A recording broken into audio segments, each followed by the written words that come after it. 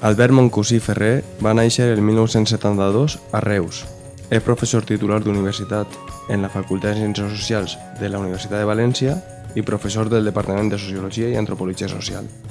L'any 2002 va doctorar-se en Antropologia Social per la Universitat Rovira i Virgili i és expert en multiculturalitat i migració amb molts treballs sobre esta temàtica. Va convertir-se en degà en 2018 substituint en el càrrec a Ernest Cano. Benvingut a la Comarca Científica, Albert. Gràcies. Abans de tot, preguntar-te, vols afegir alguna coseta a la teua biografia? Bé. Estàs content en això? Sí, ja està bé. Sí. Què fa un degà?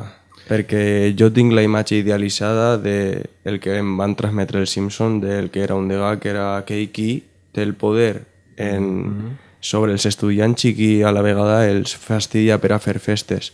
Què és un degà i què fa un degà? Bueno, jo en la facultat, la feina del degà és que ara dins i que ara en fora, diguem. Que ara la facultat el que fa és ser responsable últim de tots els processos que tenen ahí de tot tipus. Des de comprar una bombeta per a un canó o qualsevol cosa fins a definir fer convenis en col·legis o en associacions, les activitats internes de la facultat. I ara en aquests moments, per exemple, també hi ha uns torns, que això és una cosa que probablement no coneixen, per exemple, els estudiants, tu que has estat estudiant segurament no sé si ho sabies, tenim uns torns per a tornar-nos com a responsables del campus i aleshores també te toca. I ahir doncs jo sempre dic que és com una feina quasi com de president d'escala però en una dimensió diferent, no?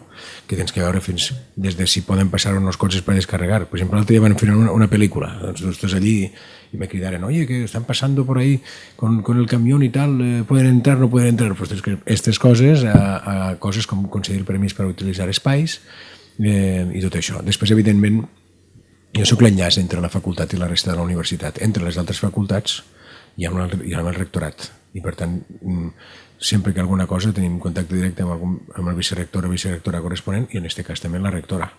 I després, cara en fora, jo represento la facultat. És a dir, si hi ha un acte...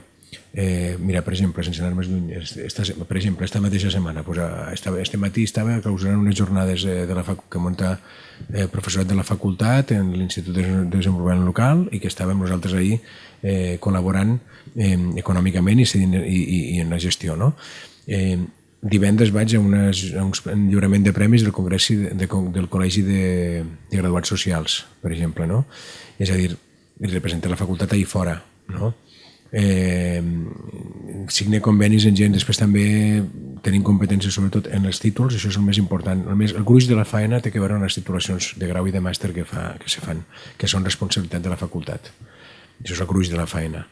I aleshores, això que vol dir que tenim que tindre contacte amb totes les persones, des dels estudiants i el personal d'administració de serveis, el personal el professorat, tots els que tenen que veure amb la titulació i les agències externes que també són importants, que regulen i que d'alguna manera intervenen en els processos que tenen que veure amb la facultat. És prou complexa i bé, faig pràcticament de tot. És una cosa així que és la que tenim. En un equip que és important dir que el degà no està sol. Tenim un equip de Ganal que som un total, tenim la vicedegana de participació, d'Igualtat, Cultura i Participació, tenim una vicedegana d'Estudis i de Relacions Laborals, una vicedegana de Mobilitat i Relacions Internacionals i Treball Social, un vicedegà d'Organització Acadèmica i de grau en Sociologia i doble grau, de Sociologia i Polítiques, i tenim també una secretària, que és una professora també, que és secretària del centre, i després un responsable de qualitat. Tota aquesta gent són l'equip de Ganal que treballen amb mi. El degà de la facultat no està mai a soles, perquè si no, no seria degà ningú ni degà ningú. Estem en el context del Pla Bolònia, el 3+2, el neoliberalisme...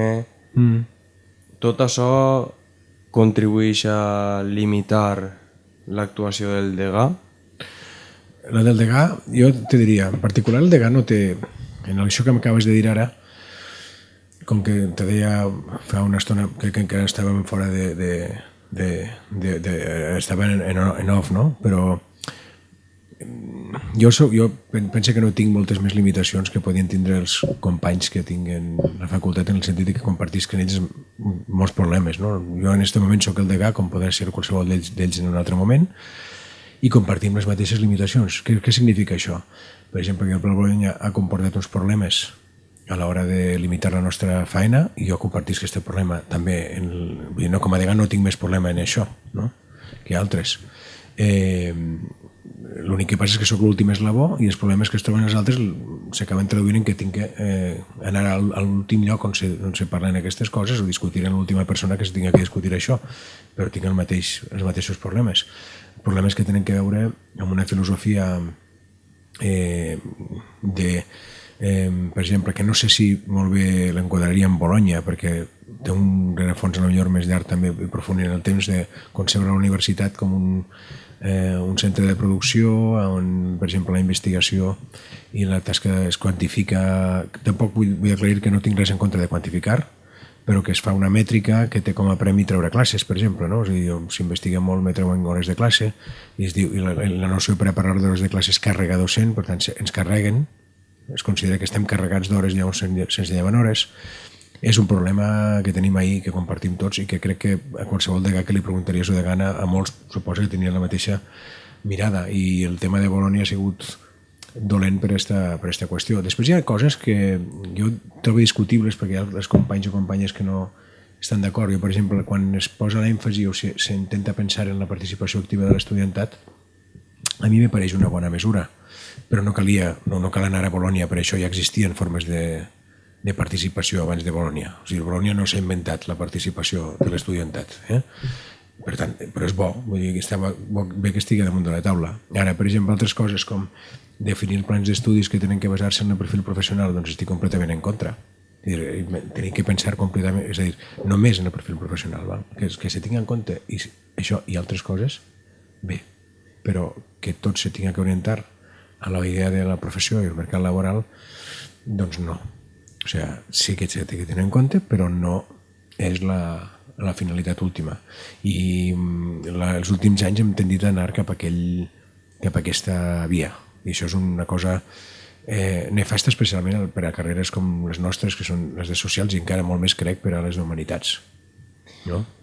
Parlant de ciències socials, geografia, història o psicologia no es troben en el campus, la facultat de ciències socials, ni tan sols en el campus de Tronxers.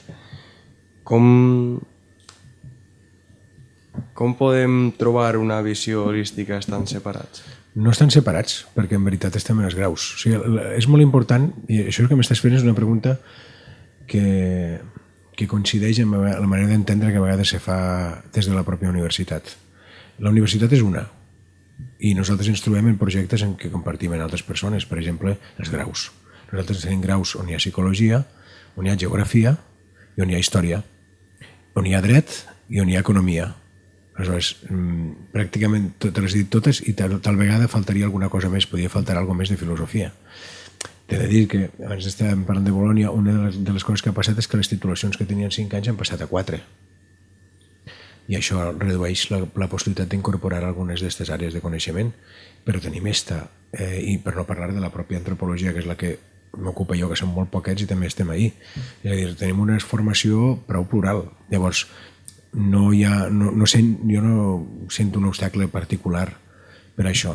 Això no vol dir que, per exemple, quan fem investigació, a voltes s'investiga sobre coses des d'una facultat i d'un departament, més que de facultat, d'un departament concret, que se podia estudiar en un altre, amb una òptica diferent des d'una altra disciplina, i no se fa.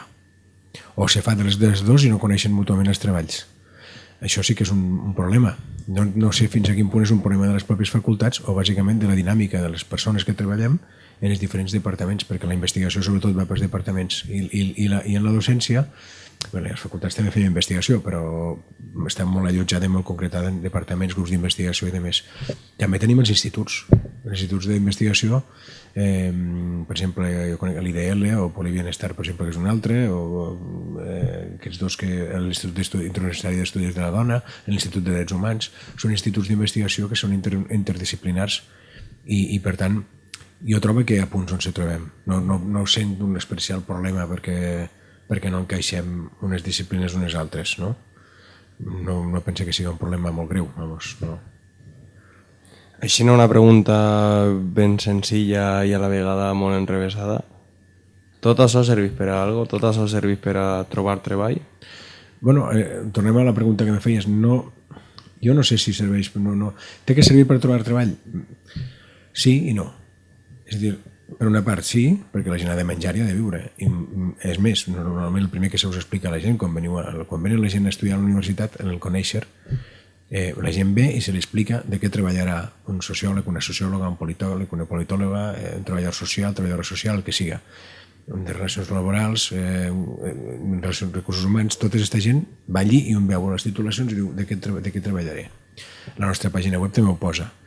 I efectivament, serveix per alguna cosa? I jo estic convençut que serveix pel que posem ahir. Però el que també tenim que saber és que ni totes les persones que van estudiar el magisteri, totes i cadascuna, de la primera a l'última, totes, és molt difícil que trobem feina, però en magisteri passa, doncs també passa en sociologia i en altres llocs. Si serveix per això, clar que sí. Si serveix perquè tots i cadascuna de les persones tinguin feina, home, doncs tant de bo, puguem treballar tots d'això. Però nosaltres tenim un valor afegit que potser no sé si tenen, o que és més difícil que tinguin altres disciplines, no? Jo penso que el té. Nosaltres podem, el nostre coneixement ens pot dur a una visió de la societat en què en moments d'intervenció o d'interpretació o de presa de decisions tenim una mirada que hem adquirit en una formació sobre l'estudi del que fan les persones. I això és una cosa que no ens diu a ningú. Anem on anem i fem el que fem, sempre tenim això.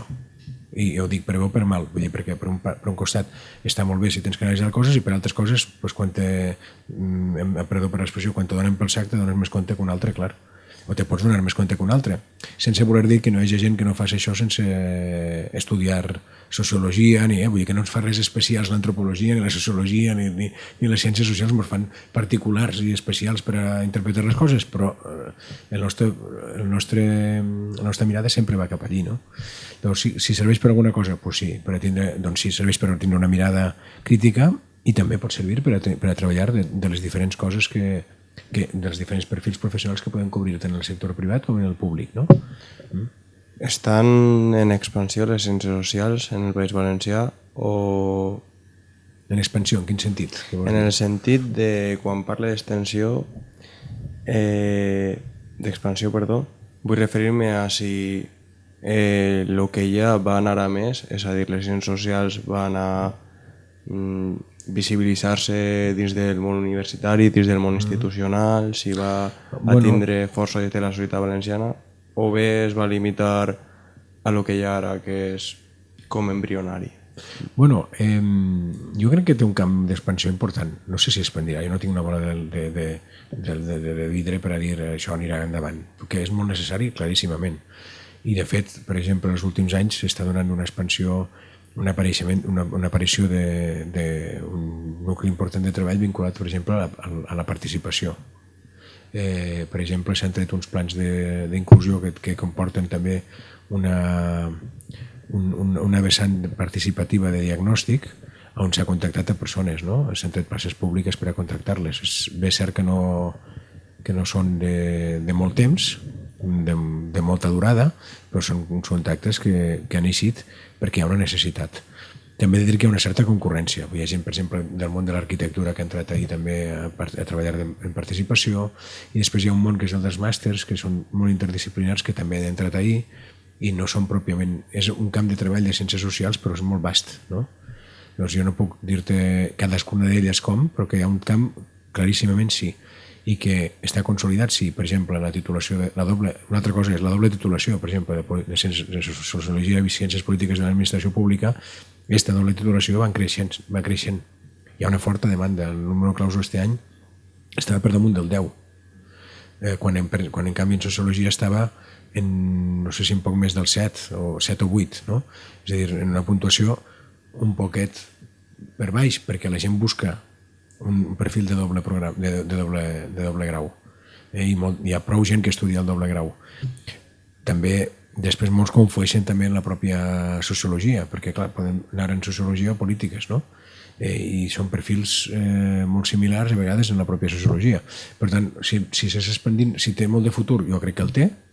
Si això vol dir que hi haurà cada cop més demanda, per exemple, en el mercat laboral, doncs no ho sé, però potser fa 5 anys ningú hauria dit que teníem aquesta demanda tan intensa en el món de la participació. I jo crec que per tant és una cosa de futur. I després hi ha En ciències socials hi ha moltes situacions diferents. Tens que pensar que en la nostra facultat tenim dos graus que van a mercats laborals molt definits i un d'ells, a més, professió regulada, que tens el treball social i tens les relacions laborals i els recursos humans, que són tradicionalment, a més, molt professionals i continuen tenint un fort arrelament.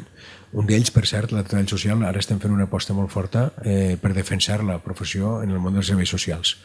Perquè abans me preguntaves sobre els diferents campus i tal, també t'he de dir que a voltes, encara que tots som de les ciències socials, hi ha una certa visió d'un grup de gent sobre una corporació o corporativa. I ara, per exemple, així la llei de serveis socials i el treball social apareix el treballador social com a figura de referència, no sé si coneixes la polèmica, com a figura de referència en serveis socials. I llavors han vingut els educadors socials, els psicòlegs, educadores socials i psicòlegs, els professionals d'aquests camps, a reclamar que ells també volen ser professionals de referència, però els serveis socials sempre ha sigut un treball que primer ha passat per treballs socials i després per treball social i després en equips que també apareixen en la pròpia llei, que són interdisciplinars, on hi ha educadors socials i psicòlegs que fan el seu treball, però el primer treball, la primera valoració sempre ha estat d'un treballador social, no?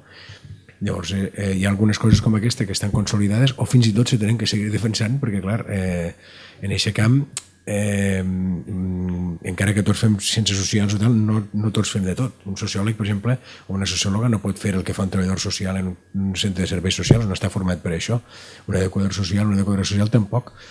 Aleshores, cadascú tenim la nostra part i hauríem de mirar cadascuna d'elles quin és el camp d'expansió aquest que podia tindre. Respecte a... Hem parlat ja de quan li donen a per sac, no? Sí, no sé quan ho he dit això, però sí. Sí. Al ser degà, ocupant una posició de poder, ho notes? Notes l'estar ahí? La jerarquia? No, a veure, no sé com te diria. Què nota? Home, el que se nota quan estàs en un lloc d'aquests és que quan dius que se faci una cosa, se fa. Moltes voltes, no? I tens una autoritat. Però també t'he dit que no te la guanyes només estant assentat ahí perquè estàs ahí, no? Jo crec que tens que manifestar una posició íntegra. Jo intento ser íntegre i honest i aleshores, bueno, des d'aquesta manera d'entendre la meva feina entenc que és com aconseguís que passen coses, no perquè tinc un càrrec de jerarquia i va passar el que jo dic. A més, t'he de dir que deteste profundament el dia que me passa això tindria que plegar l'endemà. Jo no puc entendre el meu càrrec d'una altra manera, no puc entendre'l com jo mane això i se fa i s'ha acabat. Aleshores, el poder que pugui tindre és perquè simplement, com que jo sé que l'últim que està en el lloc, quan passa per el meu lloc tal, i també t'he dit una altra cosa, que no estaria ahí si no fora perquè jo penso que se poden transformar coses estan ahí. I en això estem, a l'equip de Ganal que estem actualment, estem fent un treball molt intens, sobretot de cara a dins de la coordinació dels graus, per exemple, posant en valor la feina que ja existia, perquè no som els primers...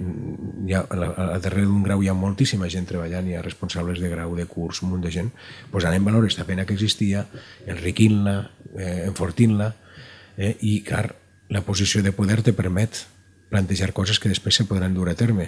Si ho fas com a una persona que no està en aquesta posició, pots repetir-ho moltes voltes, però si no estàs en una estructura, diguem, en un punt en el qual se pot debatre o se pot proposar de manera més intensa, doncs a vegades costaria més arribar, no? O a mi mateixa m'ha costat més de proposar-ho. I ara, quan te trobes ahí, penses, és que si no ho dius tu, en els companys que estàs, si no ho diem nosaltres, si no ho fem nosaltres, en aquest moment no ho fa ningú. I no perquè no vulga, sinó perquè és la nostra responsabilitat. Nosaltres estem els últims per a fer tot el que podem fer tots i tenim que fer propostes per a millorar moltes coses que estem treballant. I des d'aquest punt de vista és el que me sent jo. Després hi ha altres coses, clar, evidentment vas a una taula, però bueno, sí, és una part de representació, però a mi no m'omple d'especial, no sé, o per exemple el fet de en tota normalitat reunir-te amb la rectora, a vegades me sorprèn a mi mateix, perquè clar, sí que te diré, tampoc t'enganyaré, el primer dia que jo vaig entrar a l'USDG en 2015, el dia que vaig entrar ahí, per a mi entrar en aquesta estructura i fins i tot en els despatxos que havia ahí tot era una cosa que m'imposava. Però això és com una altra cosa, com el que treballa en una carnisseria o en un forn de pa i tots els dies estàs treballant i no tens una sensació especialment tal. Saps? També hi ha moments, quan fas una graduació i estàs en la taula, presidint la taula i en el traje i tota la història, o vas amb el vestiment acadèmic a la nau a un acte acadèmic, ahir sí que notes que tens el pes del poder de la institució perquè la representes i estàs ahí, no? Però bé, per a mi no té molta més importància, però sí que és veritat que tens la sensació de que pots fer coses, no? Però sol no, sempre això és molt important dir-ho, soles no se pot, no és possible. Vens de Reus i ara vius a Meliana, en l'Horta Nord. Com a antropòleg, veus diferències clares?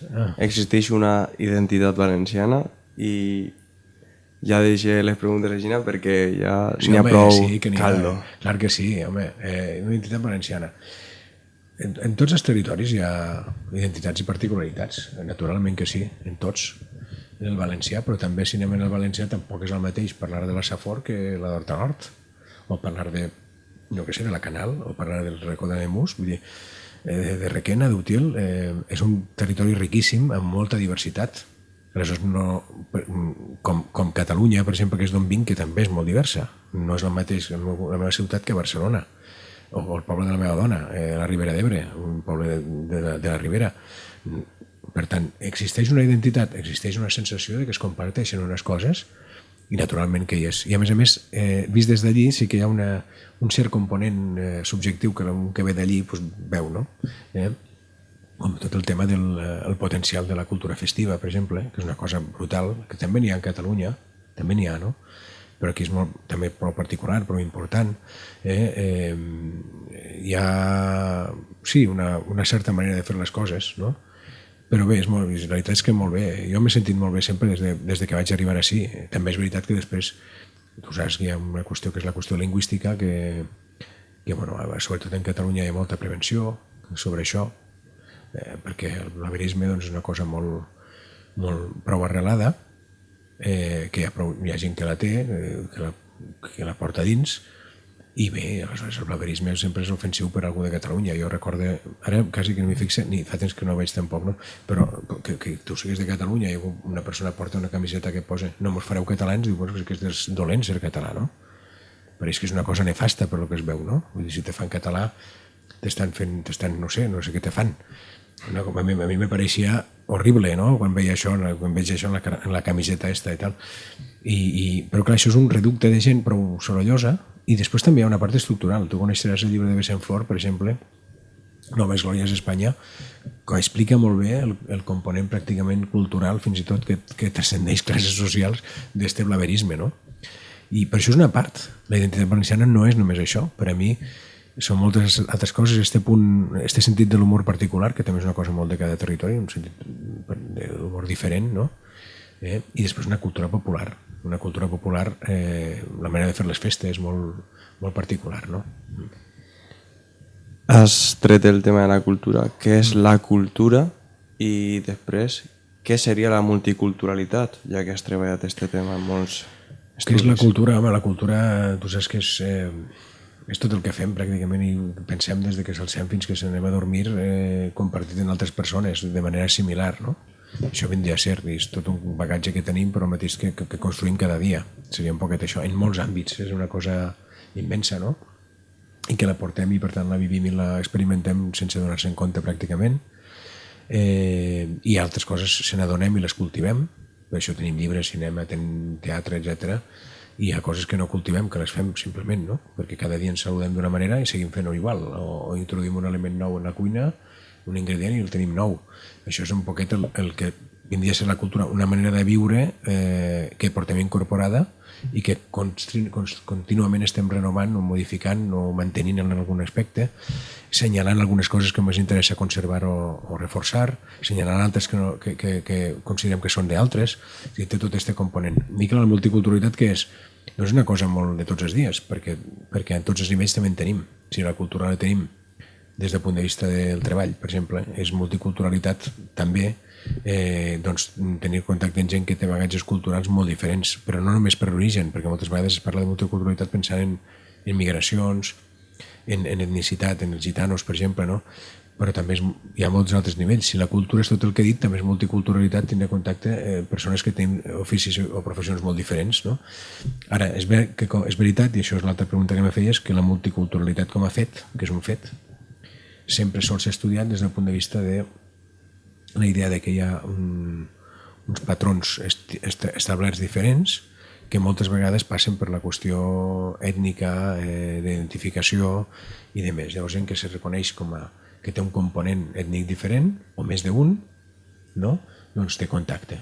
Jo, per exemple, tu ara estàs aquí en Meliana, doncs en Meliana tindries població, si tens, quan parlem de multiculturalitat parlaríem d'esta mateixa finca que estic jo mateixa, per exemple, el fet de ser catalans és un element de multiculturalitat, el fet de tindre gent procedent d'Astúries també, el fet de tindre gent procedent que pensa que procedent sempre de València, de la pròpia Meliana també, gent procedent del Marroc, gent procedent, i llavors això és el que comporta que hi ha un pluralisme, una situació de pluralisme que d'alguna manera comporta posar-se d'acord en el dia a dia sobre com viure tots els dies, cosa que normalment la gent fa sense fer massa soroll. Hi ha circumstàncies en les que no, però normalment ho fa sense fer massa soroll, no?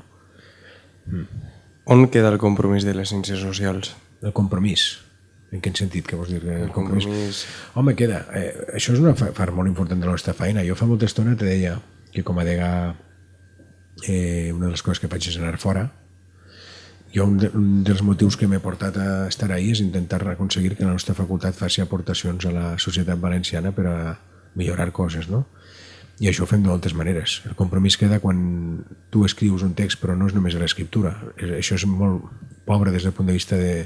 És molt enriquidor en contingut, però un text moltes vegades no arriba. Molts dels que fem queden perquè els llegim les mateixes persones que el món que els escrivim, no?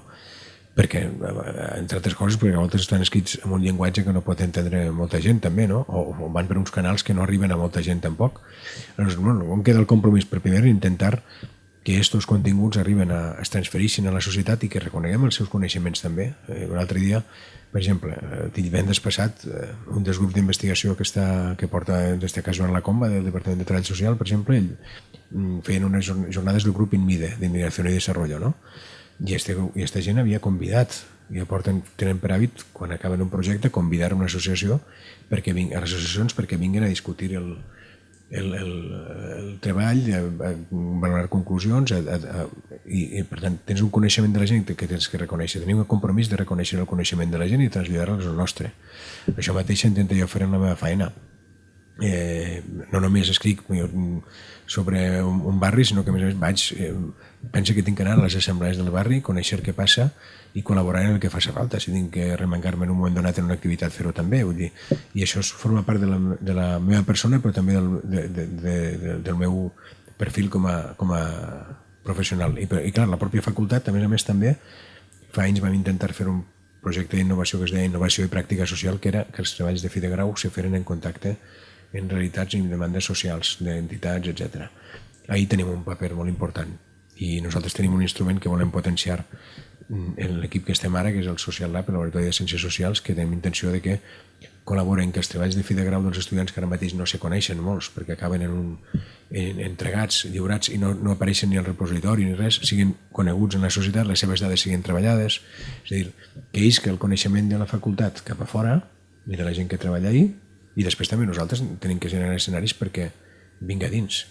I coneixement de tot tipus. Ahir, per exemple, ahir a en Meliana presentarem un llibre sobre l'escola del franquisme, que és el resultat del treball de fi de grau d'un estudiant de la nostra facultat que va fer aquest treball de fi de grau amb una ajuda de l'Ajuntament i que ha fet el TFG. I estàvem ahir dos professors, Carmen Agulló, d'Història de l'Educació, i jo mateixa, i estava aquesta persona, l'autora, Fàtima Navarro, estàvem els tres ahir a la taula.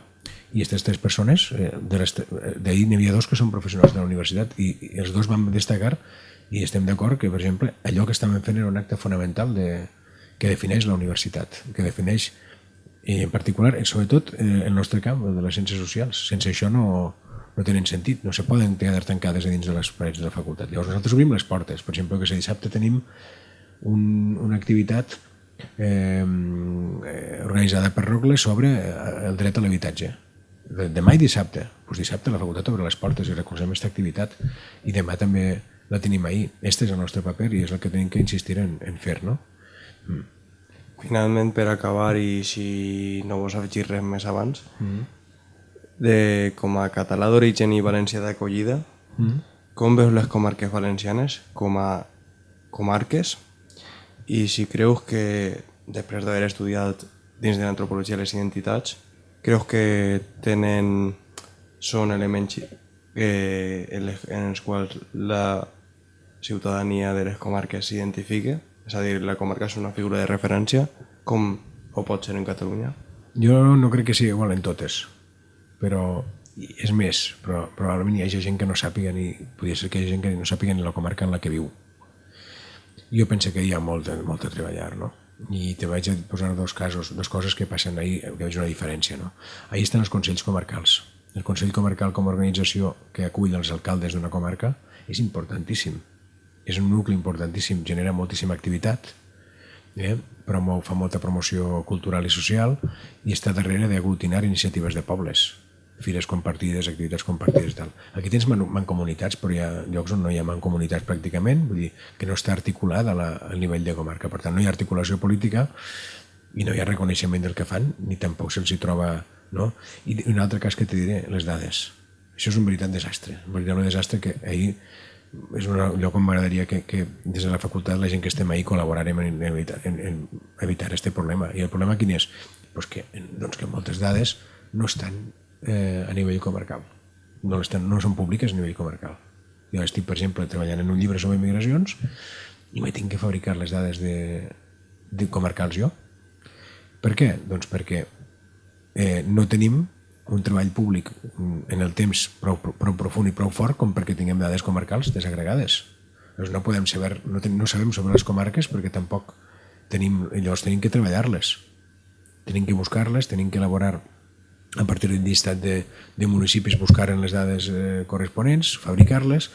Doncs, com veus les comarques? Doncs que si no hi ha una articulació política clara i en aquesta línia me pareix que el paper que tenen és simbòlic i el tenen. També, per exemple, ara que tenim la sort de tindre per fi una altra volta una televisió i ràdio públiques valencianes, menys mal, no? Perquè tu sents que parlen de comarques. Avui jo venia en cotxe i la Safor, les pluges en la Safor, i ràpidament ixen les comarques. I per tant això és un punt a favor que el tenim ahir. El referent cultural ho són, però li faltaria tindre un poquet més d'encaix en l'estructura política del país per fer país, justament. Perquè, clar, si anaven en províncies, doncs, home, és una cosa que està ahí, però fins i tot, per dir-te alguna cosa, partits polítics que no se'ls coneix especialment per tindre una visió de país quan estan en un lloc, sinó que només en veuen de molt gros que té una bandera de dos colors, no? Fins i tot partits que només veuen este país també diuen que no tenia que haver diputacions. Jo no diré si no té que haver diputacions, però fixa't tu, si algú així ja diu que la diputació i que en la província no acaba de complir un paper, però clar, cuidado, si algú ja ho diu perquè no vol res més enllà d'una sola estructura única, una circumscripció única i tot únic, no? Jo estaria per lo contrari, segurament seria molt interessant un país de comarques, no?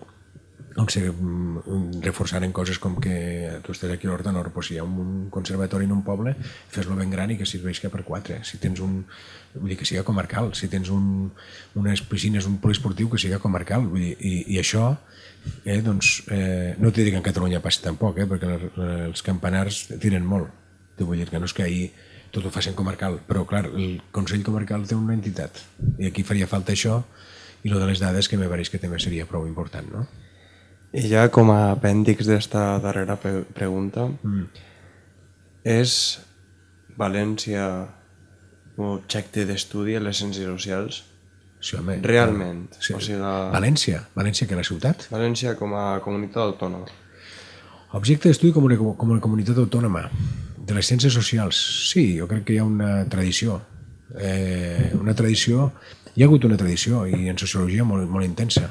Tu saps que teníem des de Damià Mollà, Josep Vicent Marquès, Rafa Xambó, que el tenim de professor també, Rafa Castelló, Vicent Flor, i després hi ha Ara mateix tenim un nucli en el Departament de Sociologia, per exemple, el Centre de Cultures de Poder, el CECPI, diu Centre d'Estudis de Cultures, Poder i Identitats, que acaben, per exemple, ara mateix Quim Rius, que és un professor que també és català, va venir de Barcelona també, fa uns anys, ha tret un llibre ara sobre l'urbanisme a la ciutat de València. I per a mi, clar, no és un llibre sobre la comunitat autònoma, però per a mi estudiar sobre el territori, sobre els pobles, les ciutats, sí que té un paper.